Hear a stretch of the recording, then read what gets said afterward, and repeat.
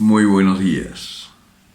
En este día viernes 28 de febrero 2025, séptimo del tiempo ordinario, reflexionamos del Evangelio de San Marcos, capítulo 10, versículos 1 al 12.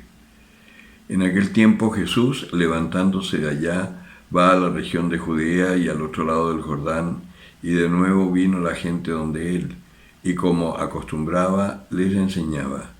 Se acercaron unos fariseos para ponerle a prueba. Preguntaban: ¿puede el marido repudiar a la mujer? Él les respondió: ¿qué os prescribió Moisés?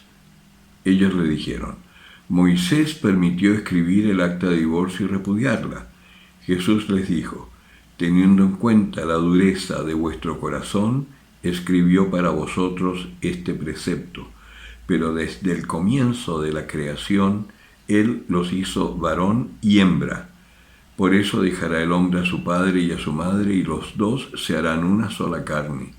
De manera que ya no son dos, sino una sola carne.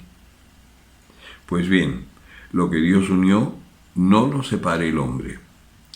Y ya en casa los discípulos se le volvían a preguntar sobre esto. Él les dijo: quien repudia a su mujer y se case con otra, comete adulterio contra aquella.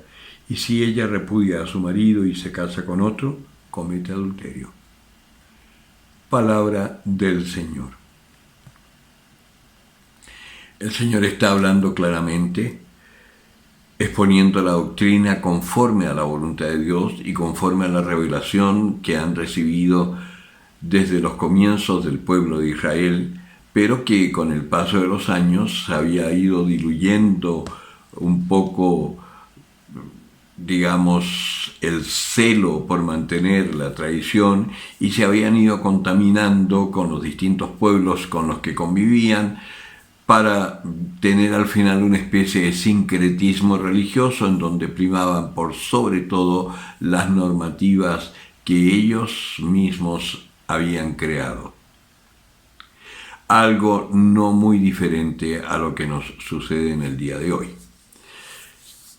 Precisamente hemos podido ver en estos últimos 15, 20 años una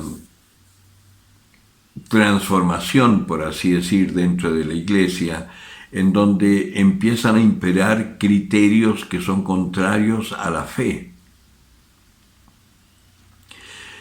Y ya no solo en caso de un divorcio, por ejemplo, que dentro de la Iglesia, con el discernimiento adecuado a través de los siglos, se vio que había ciertos matrimonios, por ejemplo, en donde el signo del sacramento propiamente tal, la gracia del sacramento propiamente tal, no se había dado, lo que significaba que no había un matrimonio realmente bendecido por Dios y por tanto era posible que fuese nulo. Y al certificarse la nulidad de ese sacramento, podía el hombre y la mujer volver a casarse por la Iglesia. Eso no era propiamente un divorcio como acá. Esta casuística de los judíos con Jesús no era tanto porque les interesara volver a la tradición o mantener la enseñanza conforme a la revelación que habían recibido, sino que más bien era para intentar atraparlo en algo. Y Jesucristo, como siempre, les responde con la verdad, pero los deja un poquitito descolocados.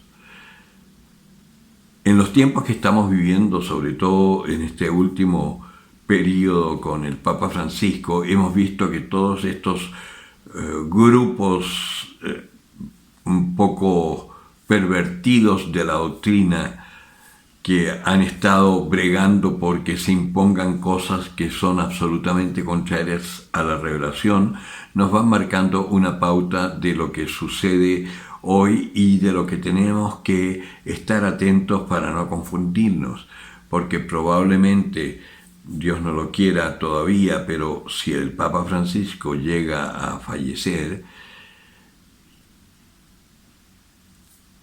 lo que se viene es bastante complicado, porque hay muchas corrientes diversas dentro de la iglesia en estos momentos que están por el cambio de la revelación, que eso sí que es grave, porque eso significa que entrarían a regir normas que son contrarias a la voluntad de Dios. Por eso tenemos que estar atentos para no dejarnos llevar por las corrientes sin pensar antes que es de Dios y que no. Y en ese sentido no es extraño que Francisco haya convocado este año jubilar con el nombre de la esperanza, el jubileo de la esperanza.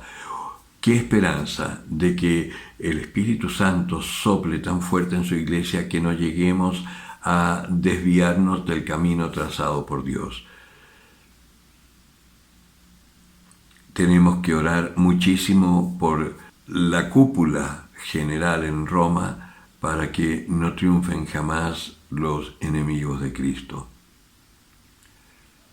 El que tenga oídos para oír, que oiga.